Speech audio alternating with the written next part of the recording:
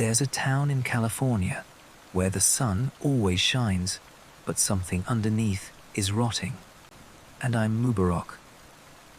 And what you're about to hear will shatter everything you thought you knew about the American dream. Santa Cruz looks like it was designed by someone who'd never experienced fear, with its golden beaches stretching along the Pacific, redwood forests so tall they block out the sky, and a boardwalk where children scream with joy on roller coasters that have been spinning since 1907. But that screaming, it doesn't stop when the sun goes down and the people who live here know something tourists never see.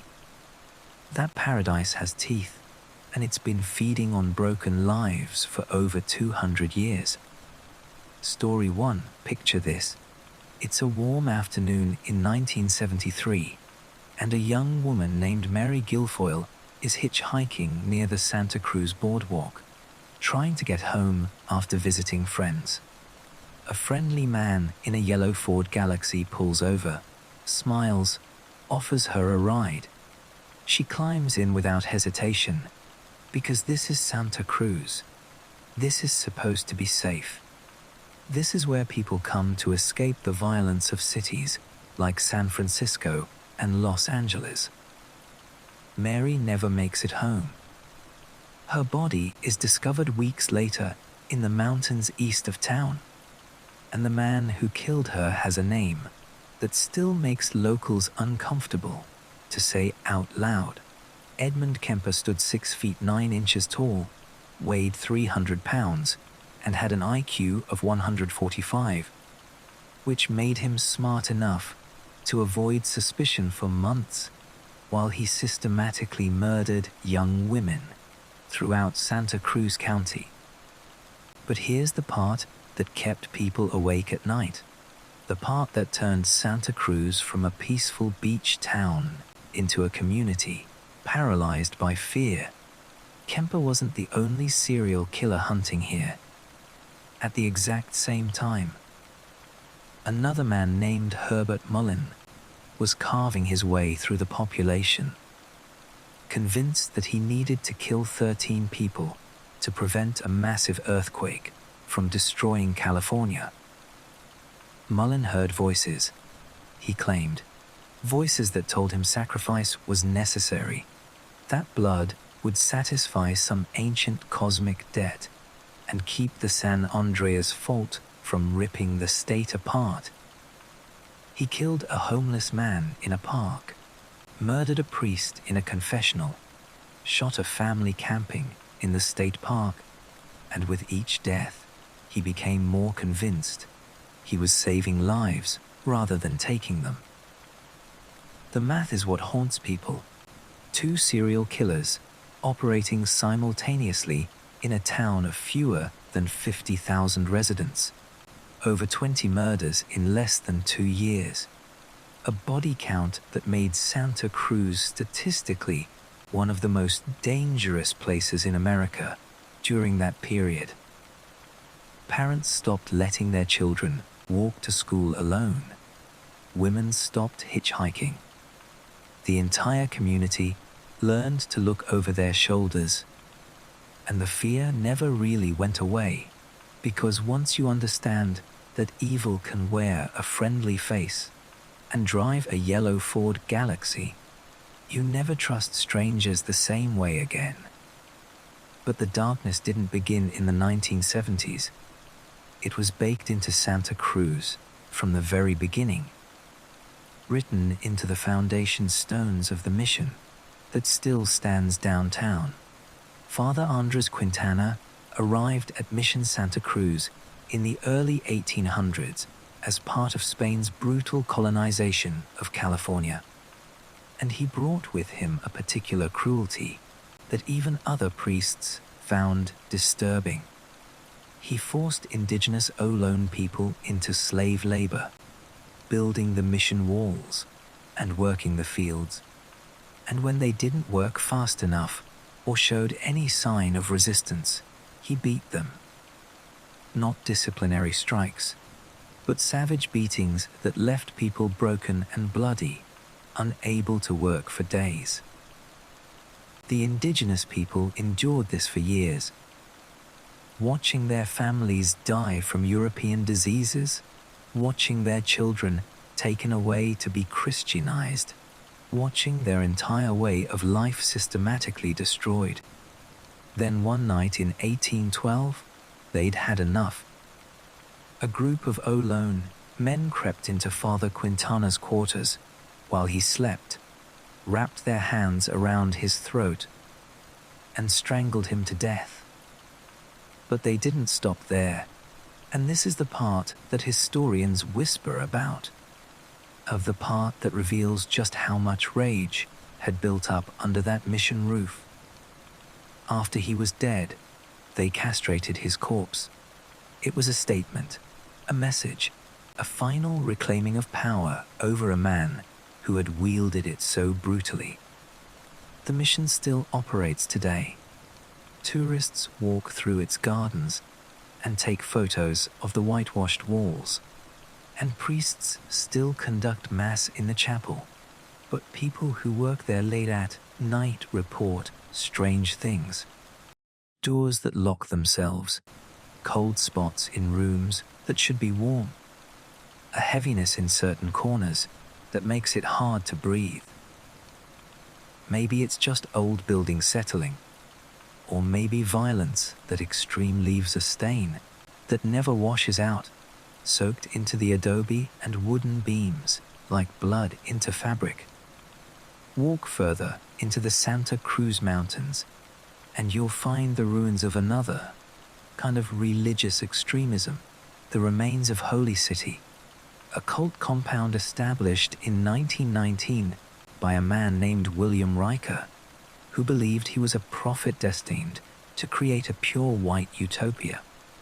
Riker preached celibacy to his followers while practicing bigamy himself, eventually marrying and divorcing 7 times.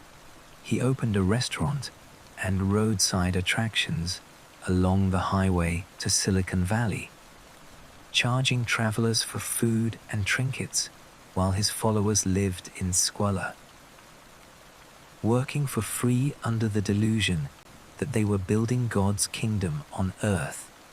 Riker ran for governor of California multiple times, each campaign more bizarre than the last, ranting about racial purity and the coming apocalypse. When World War II started, he wrote enthusiastic letters to Adolf Hitler, praising the Nazi ideology and offering to help spread it in America. Authorities finally arrested him in 1942, not for the bigamy or the cult or the labor exploitation, but for sedition, for supporting America's enemies during wartime. Holy City collapsed after his arrest. The buildings fell into disrepair, and now all that remains are crumbling concrete foundations and rusted metal signs slowly being swallowed by eucalyptus trees and poison oak. Hikers who stumble across the ruins report an overwhelming sense of unease, a feeling of being watched by something that doesn't want them there, and some have found old photographs in the debris, faded images of Riker and his followers staring at the camera with expressions that don't look quite human, eyes too wide, smiles too forced, like people who'd forgotten how to be afraid until it was too late. The mountains themselves seem determined to keep Santa Cruz isolated, to make entering and leaving the town as dangerous as possible. Highway 17 cuts through the Santa Cruz Range, connecting the town to Silicon Valley and the Greater Bay Area, and it has killed so many people that locals refuse to call it by its official name. They call it Blood Alley, Killer 17, the Widow Maker. The road is a nightmare of sharp curves that appear without warning, blind spots where you can't see oncoming traffic, narrow shoulders that offer no room for error. and steep drop-offs into ravines filled with redwood trees. Every year dozens of people die there, losing control on wet pavement, overcorrecting on a tight turn, falling asleep after a long commute, or simply being in the wrong place when someone else makes a fatal mistake. The memorials line the highway like mile markers, white crosses with names and dates, plastic flowers that fade in the sun, teddy bears left by children who don't understand why mommy isn't coming home. People drive Highway 17 every single day because they have no choice. They work in Silicon Valley because that's where the tech money is, but they can't afford to live there because the rent is even worse. So they commute over the mountain to Santa Cruz, where housing is slightly less impossible. And every morning they knuckle the steering wheel through the curves, and every evening they do it again, knowing the odds, accepting the risk, because what other option is there? The psychological toll of that daily terror adds up. The constant low-level stress of knowing this might be the day you don't make it home, and it changes people, makes them harder, more fatalistic, less capable of joy, because joy requires the belief that tomorrow is guaranteed. Story 2. And speaking of tomorrow, let's talk about housing, because this is where the horror becomes truly inescapable, truly suffocating, truly designed to break you down until you give up and leave. Santa Cruz has been ranked as the least affordable housing market for teachers in the entire United States. Read that again and let it sink in. The people responsible for educating the next generation, the people we trust with our children's futures, cannot afford to live in the community where they work. Teachers in Santa Cruz make a decent salary by national standards, $50,000 to $70,000 a year, which sounds livable until you realize that the median home price is over $1 million, and the average rent for a 2-bedroom apartment is $3,000 a month. Do the math. A teacher making $60,000 a year takes home maybe $45,000 after taxes, and if they're spending $3,000 a month on rent, that's $36,000 a year just for housing, leaving $9,000 for food, transportation, healthcare, student loans, and everything else life requires. It's not sustainable. It's not even close to sustainable. And yet the system pretends it's fine. Pretends that if people just worked harder, or budgeted better, or stopped buying lats, they could make it work. The University of California Santa Cruz campus sits in the hills above town, a sprawling complex of modern buildings and redwood groves that houses 20,000 students. Except it doesn't actually house them, because the university didn't build enough dormitories, and the town didn't build enough apartments. So thousands of students flood into the rental market every fall, competing with year-round residents for a housing stock that was inadequate to begin with. Landlords know they have all the power, so they charge whatever they want.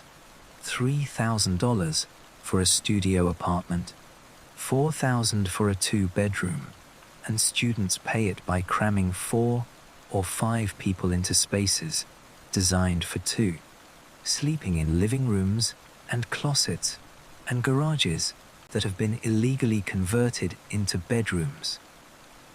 The university sent out desperate emails a few years ago begging faculty members to rent out spare rooms to students because the housing crisis had reached such an extreme that kids were sleeping in their cars in campus parking lots, showing up to class exhausted and unwashed because they had nowhere else to go. And it's not just students and teachers, it's everyone.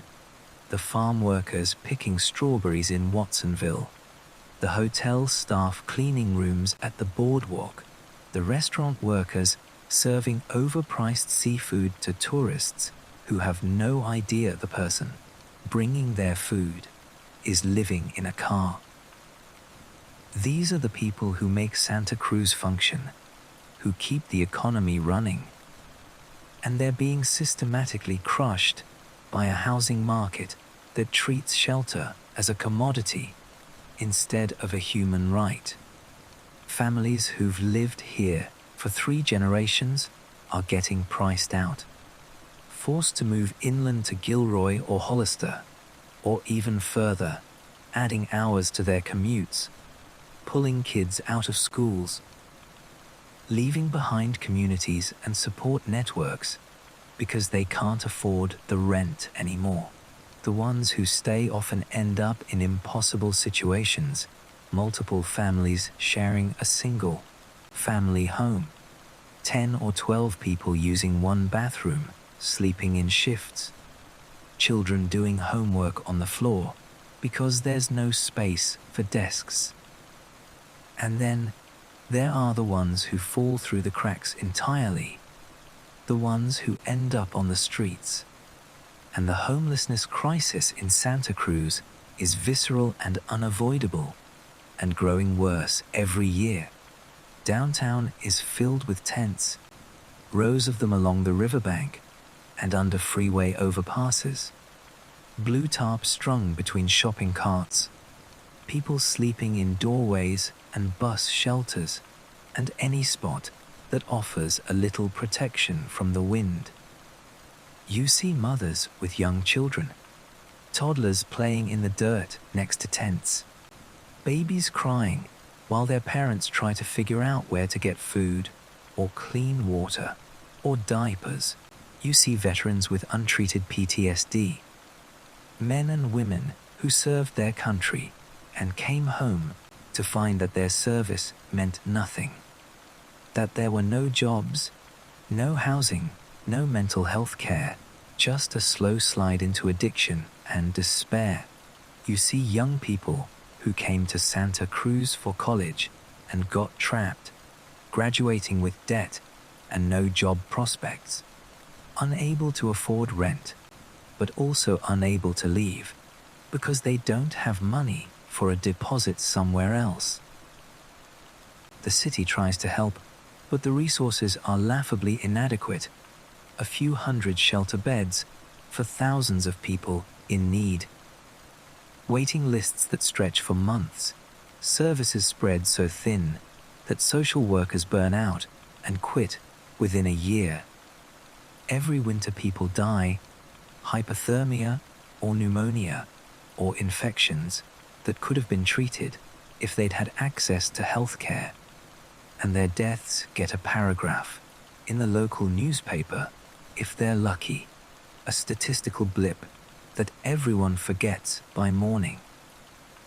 Meanwhile, the cannabis industry is booming, dispensaries popping up on every other block, shiny new buildings with armed security guards and LED lighting, selling legal weed to tourists who drive down from San Francisco for the weekend.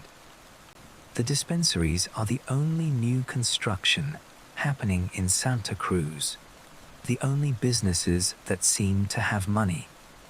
And there's something deeply sick about that contrast, about watching gleaming cannabis shops open, while homeless encampments grow larger, about a city that prioritized weed sales over affordable housing.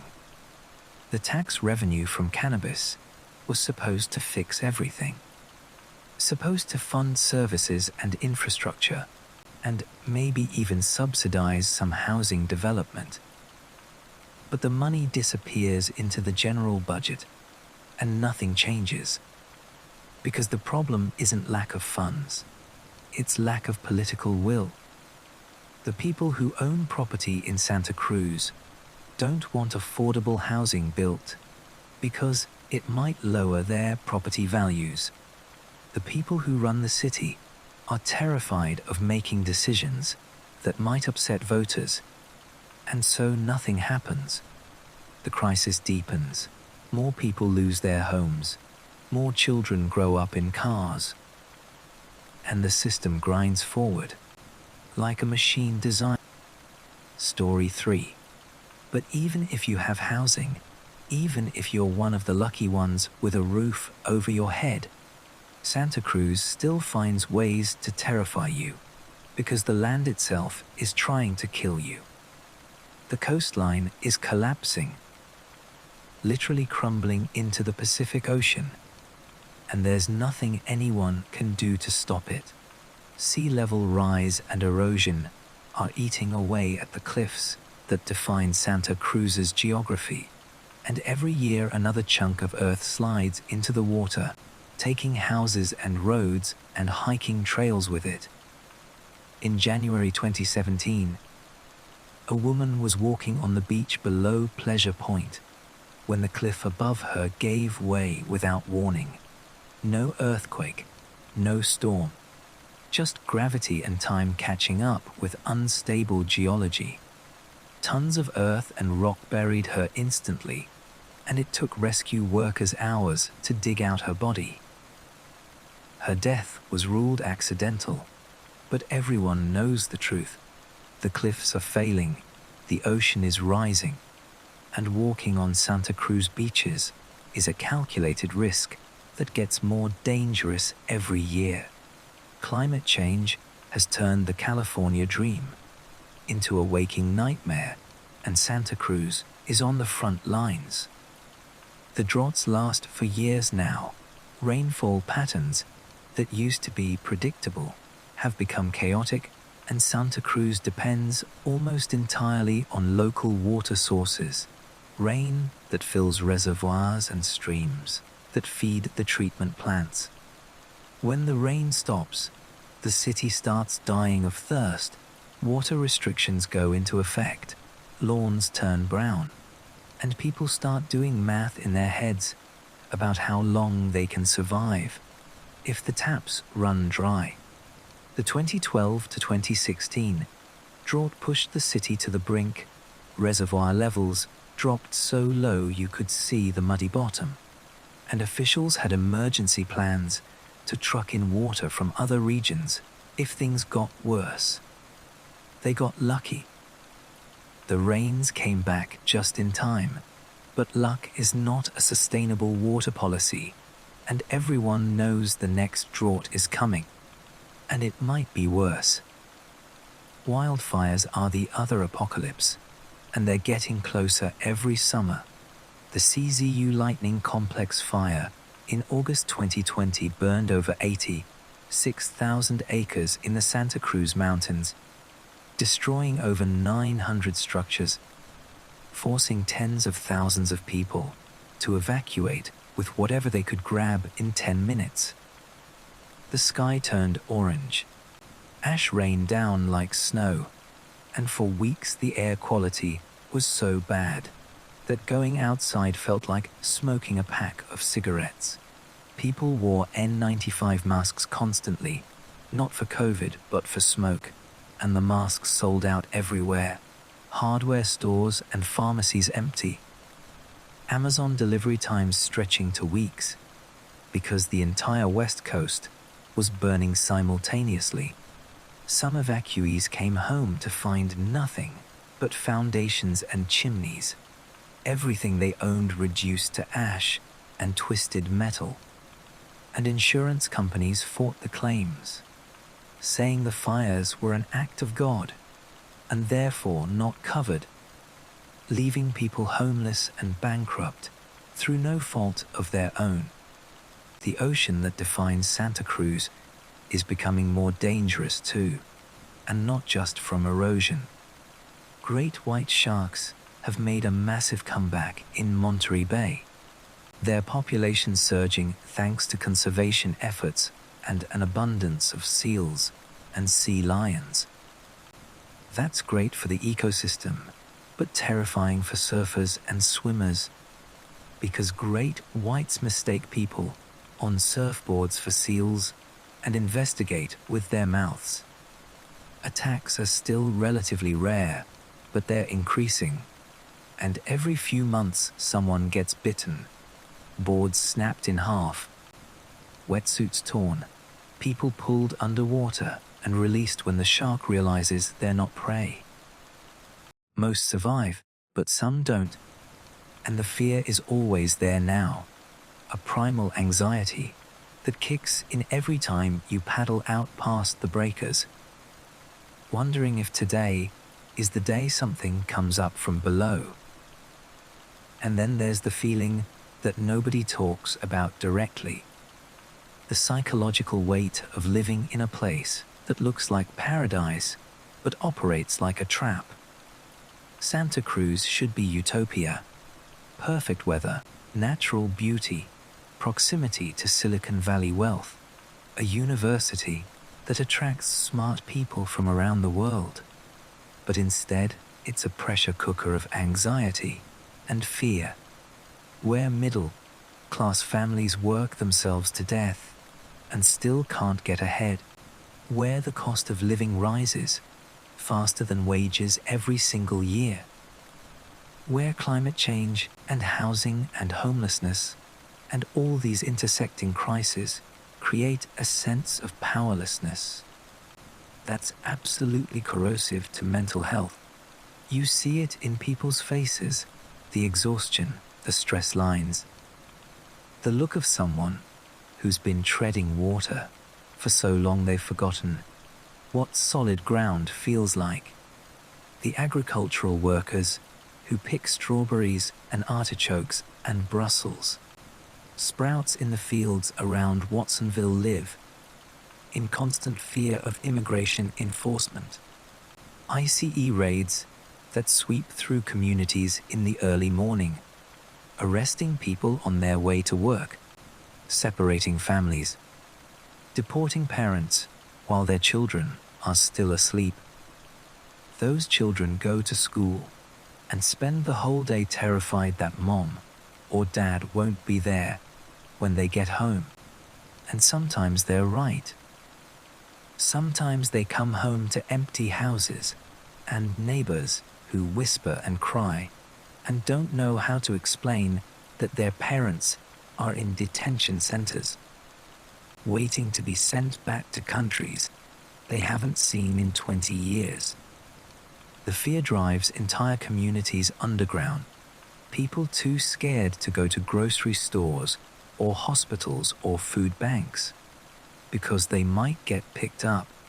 So secret distribution networks operate out of church basements and parking lots, of volunteers delivering food and diapers and medicine to families hiding in their homes. The Trump administration made everything worse, threatening to open offshore oil drilling along the California coast, proposing cuts to Medicaid that would devastate Santa Cruz's low-income population, ramping up deportations and spreading fear through every immigrant community regardless of legal status. Locals protested, held rallies, signed petitions, called their representatives, and nothing changed because federal power overrides local resistance. And that lesson in powerlessness is maybe the most damaging thing of all. When you realize that your voice doesn't matter, that the systems are rigged against you, that the people in power don't care if you live or die, as long as the money keeps flowing upward, something inside you breaks, some fundamental belief in justice or fairness or the possibility of change, and what's left is just exhaustion and resignation. Child poverty in Santa Cruz County is over 27%, second highest in California, and those aren't statistics. They're real kids going to school hungry, wearing the same clothes every day, because their parents can't afford laundry, falling asleep in class because they share a bedroom with 6 other people and never get a full night's rest. Teachers see it, social workers see it, doctors see it, but the systems designed to help are overwhelmed and underfunded. Waiting lists for services stretch for months, and by the time help arrives, the crisis has usually escalated into something worse. Kids grow up watching their parents cry over bills, listening to arguments about money that never stops being a problem, learning early that the world is not fair and that working hard doesn't guarantee anything except more exhaustion. That lesson shapes them, hardens them, kills the optimism that childhood is supposed to protect, and the cycle perpetuates because traumatized kids become traumatized adults who pass that trauma to the next generation. Story 4 film director Jordan Peele understood all of this when he chose Santa Cruz as the setting for his 2019 horror film Us, a movie about doppelgangers rising from underground tunnels to kill their surface world counterparts. The film opens with the protagonist, played by Lupita Nyong'o, returning to Santa Cruz for a family vacation and immediately feeling dread, telling her husband that being here feels like there's a black cloud hanging over her. She's not wrong. The entire movie uses Santa Cruz locations, the boardwalk, the beaches, the redwood forests, to create a sense of beautiful wrongness, of paradise corrupted by something you can't quite see, but can definitely feel. The boardwalk scenes are particularly effective, using the constant screaming from roller coaster riders to mask genuine terror, making it impossible to tell the difference between joy and fear, between entertainment and actual danger. The central metaphor of Us is about buried trauma, about the things we ignore and suppress and refuse to acknowledge until they become monsters that rise up to destroy us. It's a perfect allegory for Santa Cruz itself, a place where everyone pretends everything is fine, while homelessness and housing and climate and all these crises fester beneath the surface, growing worse because nobody with power wants to make the hard choices necessary to fix them. The doppelgangers in the film are called the tethered, shadow versions of surface people who've been living underground in tunnels, abandoned and forgotten, surviving on rabbits and rage, while their counterparts enjoy sunshine and beaches and all the privileges they'll never have. When the tethered finally rise up, they're not mindless zombies. They're purposeful and organized and absolutely justified in their fury, and that's what makes them truly terrifying. The recognition that if you'd been abandoned like that, you'd probably do the same thing. Peele shot the film in 2018, and it was released in 2019, earning over $250 million worldwide and receiving universal critical acclaim. But it also received $5.2 million in tax breaks from California's Film and Television Tax Credit Program, a subsidy designed to keep productions in-state rather than losing them to Georgia or Canada. The tax credit is controversial because studies suggest these subsidies don't generate enough economic activity to justify the lost tax revenue, essentially stealing from public services to subsidize an industry that doesn't need the help, especially not films like Us that were going to be massive commercial successes regardless. That $5 million could have housed homeless families, or funded mental health services, or subsidized teacher housing. But instead it went to a Hollywood production. And that's very on brand for California, a state that talks progressive values while maintaining economic systems designed to protect wealth and punish poverty. Santa Cruz was also the setting for The Lost Boys, a 1987 vampire movie that became a cult classic. And the vampire metaphor works even better now than it did then. Vampires are parasites that seduce you, make you think they're offering immortality and power and belonging, but really they're just draining you dry and leaving you hollow. Santa Cruz has its own vampires now. Corporate landlords and venture capitalists and tech executives who buy up property and drive up prices and extract wealth from the community while contributing nothing back. They don't live here year-round, don't send their kids to local schools, don't vote in local elections, don't care if teachers can't afford rent or farm workers are living 10 to a house or the streets are full of tents. They see Santa Cruz as an investment vehicle, a weekend retreat, a pretty place to own while the actual residents suffocate under the weight of their indifference. And the truly scary part, the part that keeps people awake at night, is how normalized all of this has become. People have adapted to the horror, learned to live with it, because what other choice do they have? You normalize the tent cities, and the traffic, and the fear of eviction, and the cliffs collapsing, and the smoke-filled summers, and the water shortages, and the constant grinding stress of never having enough money, no matter how hard you work. You stop noticing the memorials on Highway 17, stop being shocked by the homeless counts, stop expecting politicians to actually solve problems instead of just managing them.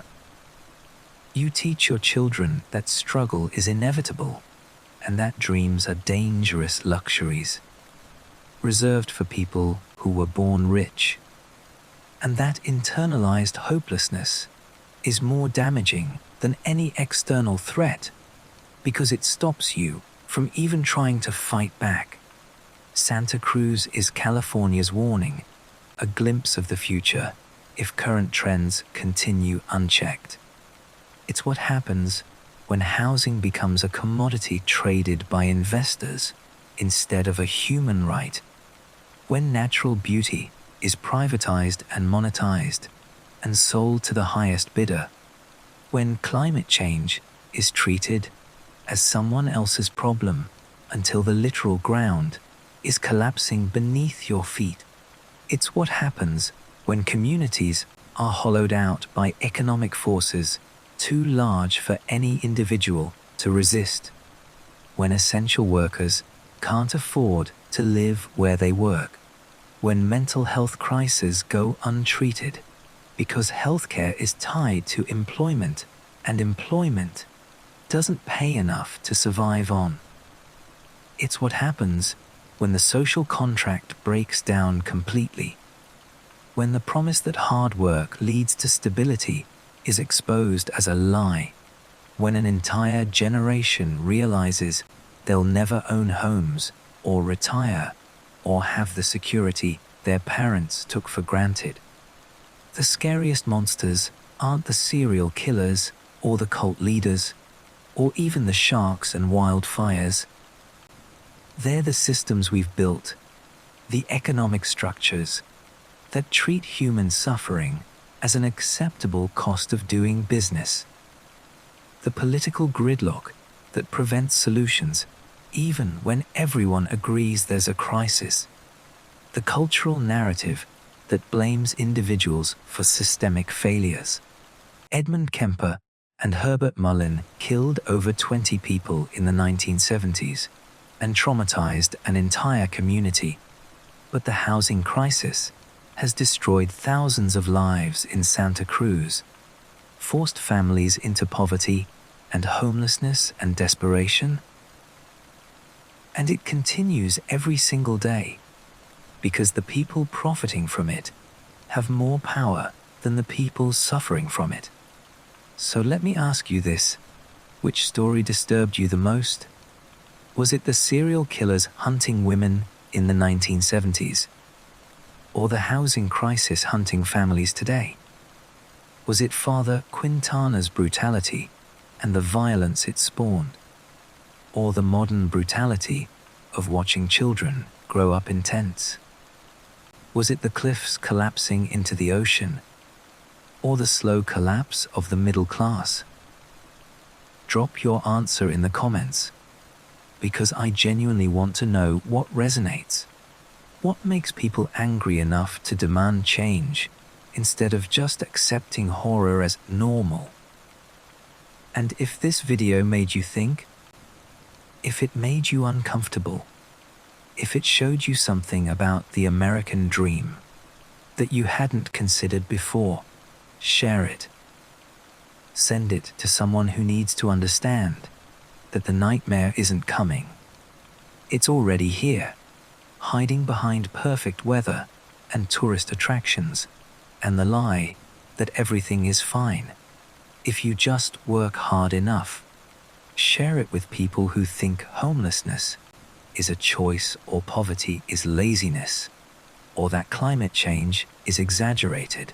Share it, because the only way these systems change is if enough people understand how broken they are and demand something better. This is Mubarok for Lunar Law, and I'll leave you with this thought. Santa Cruz looks like paradise, but feels like a trap.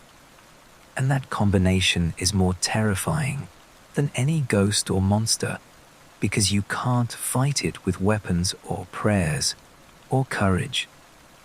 You can only survive it, day by day, paycheck to paycheck, hoping you don't become another statistic, another cautionary tale, another person who believed in the California dream until it crushed them. The scariest horror is the one you can't escape, and for the people living in America's beautiful nightmare town, escape isn't an option. It's just another luxury they can't afford. Sweet dreams, and remember, the monsters are real. They're just wearing suits and holding spreadsheets and calling it progress, while the world burns down around us.